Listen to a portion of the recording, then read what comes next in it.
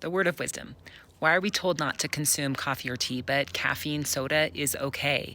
Why are some things strictly followed and other things more vague? And especially, why do we have to obey it to enter the temple? To understand, we need to talk about sacrifice for a bit. The first sacrifice ever made on earth was not the sacrifice of an animal, as some may think. The very first sacrifice was the need to know why. The Lord commanded Adam and Eve to offer the firstlings of their flocks, and they were obedient, but they could not have been obedient without first sacrificing the need to know why God had given this command in the first place. After they were tested for some time, an angel came and asked, "Why dost thou offer sacrifices unto the Lord?" And Adam said unto him, "I know not, save the Lord commanded me." The first covenant we make in the temple is to obey the Lord and sacrifice all to do so. It isn't going to be easy, but goodness, if we aren't willing to sacrifice something as simple as a drink without completely understanding why, are we going to be prepared to sacrifice something even greater?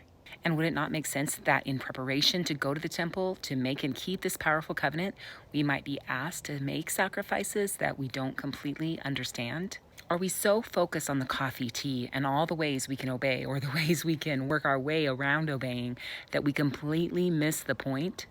That's what the Pharisees did with the law of Moses. So focused on the rule alone, rules that people could easily argue were ridiculous, P.S., that they didn't see the symbolism and the whole point, that it was to prepare them for Christ.